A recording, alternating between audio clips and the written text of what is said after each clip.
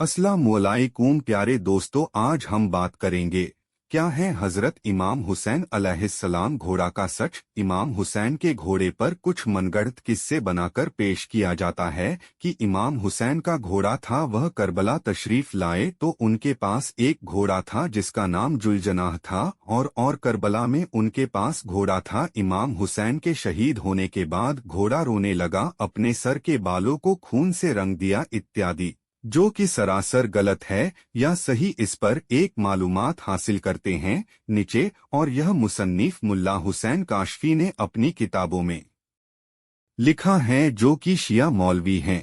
एक बार फिर रौस्तुश शुहदा। रौस्तुश शुहदा का एक गैर मुअतबर किताब है जिसमें झूठे किस्से कहानियों की भरमार है।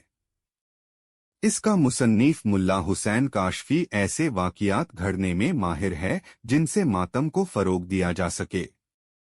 मौसूफ अगर चाहें तो इमाम जैनुल आबिदीन की मुलाकात हज़रते अब्दुल्लाह बिन मुबारक से करवा देते हैं, मैदान ए करबला में शादी करवा देते हैं।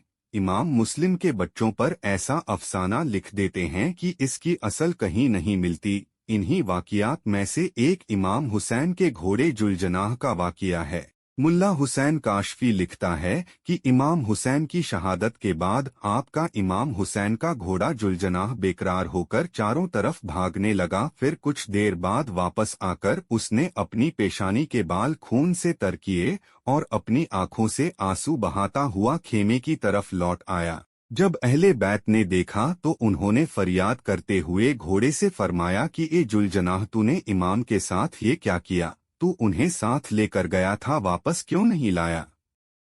आखिर तू किस दिल के साथ उन्हें दुश्मनों के बीच छोड़ आया है?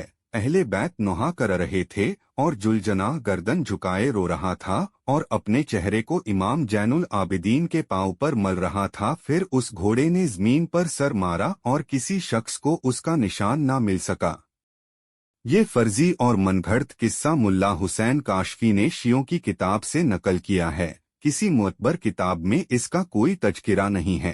ऐसे वाक़ियात घड़ने का सिर्फ एक मकसद है और वो है नौहा ख्वानी को फरोग देना। पहली बात तो ये है कि इमाम हुसैन ने करबला तक ऊँटनी पर सफ़र किया, तो ये इमाम हुसैन का घोड़ा कहाँ से आ गया? मैदान करबला में इमाम हुसैन का घोड़ा। इमाम सुयूती और शाह अब्दुल अजीज मुहद्दिस दहलवी रहीमहुल्लाह लिखते हैं कि हज़रते अली रदियल्लाहु ताला अन्हु ने एक मकाम पर फरमाया कि ये वो जगह है जहां शहीदाने करबला के ऊँट बैठेंगे और उनके कुजाओं की जगह ये है, और इस जगह उनका खून गिराया जाएगा। हज़रते अली रदियल्लाहु ताला अन्हु ने एक जगह की निशानदेही करते हुए फरमाया कि यहाँ उनके ऊँट बैठेंगे, जिससे साबित होता है कि करबला में इमाम हुसैन के पास घोड़े नहीं थे। कुछ शियों ने लिखा है कि जब इमाम हुसैन रवाना होने लगे तो आपके भाई मोहम्मद बिन हनफिया ने आपको रोकने के लिए आपकी ऊँटनी की नकील पकड़ ली, यानी आप ऊँटनी पर सवार थे। तारीख़ तबरी में है कि रास्ते में इमाम हुसैन ने फ़िज़दक शायर से बातें की और फिर अपनी सवारी ऊँटनी को हरकत दी। कुछ किताबों में इमाम हुसैन का ये कौल मौजूद है कि आपने फरमाया, ये करबला मसाइब की जगह है, ये हमारे ऊँटनियों के बिठाने की जगह है, ये हमारे कुजावे रखने की जगह है, और ये हमारे मर्दों की शहादत गाह है। एक शिया लिखता है कि इमाम हुसैन ने खिताब फरमाया, फिर अपनी ऊँटनी बिठाई। शियों की एक बड़ी किताब बिहारुल अनवार में भी ये मौजूद है। बिहारुल अनवार में ये भी है कि मुहम्मद बिन हनफिया ने इमाम हुसैन को रोकने के लिए ऊँटनी की नकील पकड़ ली। इनके अलावा और भी कुछ कुतुब में ऊँटनियों का ही जिक्र है।